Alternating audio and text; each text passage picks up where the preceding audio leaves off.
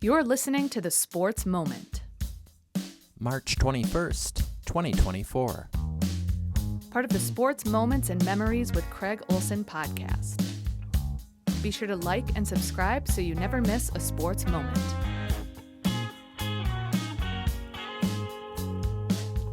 Sponsored by Pemberton Law and Lake Area Docks and Lifts. Lake Area Docks and Lifts, more than just docks and lifts. Lake Area Docks and Lifts. State tournament basketball underway. Yesterday was the Class AA quarterfinals. Today, the Class A quarterfinals. A heartbreaking loss for the Pelican Rapids boys last night as they went to overtime with the number 3 team in the state in 2A, Lake City, and were outscored 12-1 in the extra period, lost the game 72-61. And there are a couple of things in that game. Number one, Timmy Guler fouled out at the end of the game, regulation time, and he was not available for the overtime session. And Timmy was the guy that has led the Vikings all year, and he led them last night. He had 18 points. He hit some clutch shots in the second half to help the Vikings get to overtime, but he was not out there in the overtime period. And he's the guy they go through in their offense, and the offense just really struggled in overtime, just getting one free throw in the 4-minute session and losing the game by 11. So a frustrating loss, but a night where the game was won in, I think, 2 areas. The free throw line, first of all, where Lake City went 19 for 26, and the Vikings shot only 7 and made only 2 from the free throw line. So that was quite a disparity. And then turning the ball over 18 times did not help the Vikings either, including the biggest turnover of the night that came at the end of regulation. They were holding the ball for the last shot, but never got a chance to take that shot as they turned it over. Instead, Lake City got the last shot. They missed, and we played overtime, but who knows? If the Vikings had had that last shot and it went in, they may be advancing in the championship round of the tournament. But instead, Pelican Rapids will play in the consolation semifinals tonight at 8 o'clock at Gangelhoff Center at Concordia University in St. Paul, and their opponent will be Jackson County Central. Now, for the Vikings to play for the consolation championship tomorrow at 2 o'clock, they need to beat Jackson County Central tonight. Otherwise, their season will come to an end. Today at 3 o'clock at Target Center, the West Central Area boys basketball team will make their first ever state tournament appearance as they take on Heritage Christian Academy. The Knights are the number 2 seed in the Class A tournament, and earlier today I visited with their head coach, Kraig Hunter, and asked him, first of all, for a scouting report on Heritage Christian Academy. Yeah, they got a pretty good bench. They have their point guard's very dynamic. He's their best player, junior. Really explosive, going to the hole. He can finish well in the lane. They got 2 really good shooters, number 2, number 4, 3-point shooters, and then 2 big guys. One is about 6'3", 280 pounds, very physical, and the other one is a 6'7" freshman who's tall and lanky. He's been playing a lot more and improving and getting better throughout the year. And then their 6th player is just a little quick, like 5'10" guard. So they got a pretty good balance of shooter size and some drivers. So, we got our work cut out for us defensively, but we've had a couple good practices, so hopefully we're prepared. How about their defense, Kraig? What are you going to see from them primarily? They're primarily man-to-man, but we have seen them play some 2-3 zone.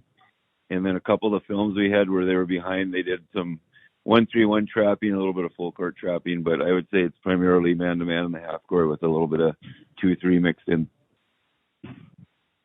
We've talked about this before, I know, but how much does your strong schedule help you prepare for what you're going to see the next 3 days?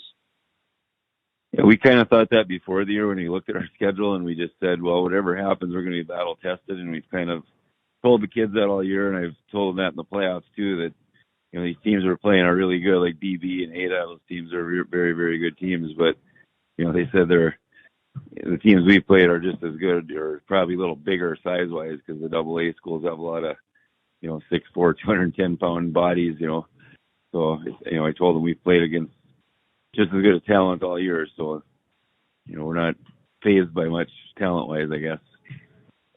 How would you rate the confidence level of your kids right now, Kraig? I'd say it's really good. We practiced at Bethel yesterday, and it was a really good mixture of being loose and focused. They're pretty focused on what we're doing in our game plan always, and they didn't seem uptight at all. I think to me, it seemed like they're a really good frame of mind, and that's kind of how we want them to be, loose and confident. You always worry that they get overconfident too, but I mean, all year they've shown us they're pretty dialed in most of the time. So hoping they're ready. I think they are. And the health of the Knights going in? Probably the healthiest they've been all year. There was up to mid-January, I don't think we had all 15 of our guys there for a game, with sickness and a couple minor things. And right now they seem to be doing pretty good, other than little bruises from getting banged up and stuff. But overall, very good, I think. You're the number 2 seed. How do you evaluate the tournament field? The Cherries number 1, you're right behind them. Yeah, I mean, when you get to even the semifinals of your section, everybody's good at this point, and all these teams down here are good. I was college teammates with the Mountain Lake Comfrey coach in college at University of Minnesota Crookston, and they're 27-3 too. I visited him a little bit last night. They got a lot of talent too, and obviously Fertile. We've seen Fertile play a few times just because we had some films on Ada, and they're a really good team, very well coached and balanced and deep too. And we played Nevis last summer. They're in the 4 or 5 game with Mountain Lake. And they're big. We beat them by 1 this summer, but that summer ball doesn't mean anything. But we did see them, and then obviously Cherry, the Gophers recruit, and a bunch of other guys are pretty loaded. But we'd like to get a chance. You got to win the first one first and try to keep advancing. It'd really be fun if we get a chance to play them. 3 o'clock today for the Knights in action against Heritage Christian Academy. And if they win, they'll play at 2 o'clock tomorrow in the semifinals at Williams Arena. Today's game is at Target Center. Well, one of our sponsors, of course, is Pemberton Law Firm, and they serve you with locations in Fergus Falls, Wadena, Detroit Lakes, and Alexandria, and online at pemlaw.com. Pemberton Law carries a legacy of trustworthy and reputable legal representation dating back to 1883. Well, Lake Area Docks and Lifts is looking forward to summer fun. They offer premium waterfront equipment sales, service, and installation. Best quality and service at the best prices. Just ask your neighbor at the lake. That's Lake Area Docks and Lifts. Lake Area Docks and Lifts, more than just docks and lifts. Lake Area Docks and Lifts. The Major League Baseball season is underway. Yesterday, Shohei Ohtani's RBI single capped a 4-run eighth-inning rally in his Dodgers debut as they beat the Padres 5-2 in the season opener in Seoul, South Korea. Well, the two teams played again today, and the Padres won today's game by a score of 15-11, a real slugfest. So both teams, who will battle all year in that Western Division in the National League, have a win and a loss to start the season. A big day today for Jake Cronenworth for the Padres. He went 4 for 5 and knocked in 4 runs as he had a triple, a bases-loaded triple in the first inning, and the Padres scored 5 runs in the first inning to get things going as they knocked out the free agent signee Yoshinobu Yamamoto. He didn't even get through the order one time. So he was knocked out in his Dodger debut, not what the fans were hoping for, I'm sure. Of course, the Twins open up a week from today in Kansas City against the Royals. On the ice last night, it was not a good night. 2 nights ago, it was a Wild pitching the shutout against the Anaheim Ducks. Well, last night it was the LA Kings, a much better team than the Ducks, shutting out the Wild 6-0 as David Rittich made 30 saves in his third shutout of the season, and the Kings get the win. That is the first loss for the Wild in their last 9 games. They had gone 6-0-2 in their previous 8 games before losing last night. Kings captain Anze Kopitar had a goal and an assist, recording his 1,200th career point. He becomes the 52nd player in NHL history to score 1,200 points in a career. The Wild will host St. Louis on Saturday. They are still in the battle for the final playoff spot in the West. They are just 3 points behind Vegas, and there are 12 games remaining, so still an opportunity for them to move into the playoffs. They need a strong finish, though. Indiana State won last night, 101-92 over SMU in the NIT, so the Sycamores will now face the Gophers on Sunday at 1 p.m. The Sycamores were one of the teams that were snubbed for the NCAA tournament that really deserved to be there. They're 29-6 on the season. They did get the number 1 seed in the NIT, and the Gophers, who are 19-14, will try to knock them off in that 1 o'clock start on Sunday. That game can be seen on ESPN2 on Sunday afternoon. The Gopher women will find out tonight who they play. It's either going to be Cal Poly or Pacific. Those 2 teams play tonight at 8 o'clock. The winner will play the Minnesota Gophers women's team on Saturday at a time and location to be announced. And the Timberwolves are off until tomorrow night. They'll play the Cleveland Cavaliers at Target Center. Alex Rodriguez and his partner Mark Lohr, they had some issues getting their investment together for the purchase of the Timberwolves as one of their financial backers backed out on them.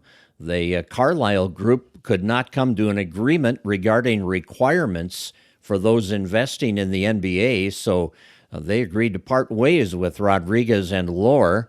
Rodriguez and Lohr then found some help elsewhere as Dial Capital Partners joined the duo as limited partners to supply the financial backing that will complete the purchase of the 2 franchises, the Timberwolves and the Lynx, from Glenn Taylor, the longtime owner of both teams. Former Google CEO Eric Schmidt also is part of the new ownership group. Well, that'll do it for our podcast today. Be sure to check out the 40-year anniversary podcast on the Otter Boys basketball team, which was posted yesterday. Bob Bjorklund and Steve Atchison, the head coach and assistant coach from that team, 6 members of the 1984 squad joining us as well to reminisce about that state tournament team in 1984. And keep your eyes open later this week as we're going to have a podcast tribute to the 1984 Pelican Rapids Vikings team that won the Class A championship. And we'll be joined by Rex Haugen and several members of the Vikings, including Pat Westby, their star player that year in that state tournament run, so we'll look forward to that. It should be posted later this week or over the weekend here at state tournament time.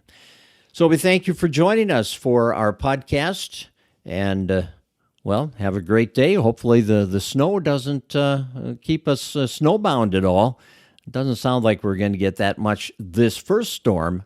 Second one could be a little more interesting. Well, thanks for listening. You've been listening to The Sports Moment with Kraig Olson, sponsored by Pemberton Law and Lake Area Docks and Lifts. Produced by Sunroom Lab. Music by Blue Red Roses. Subscribe wherever you get your podcasts, and thanks for listening.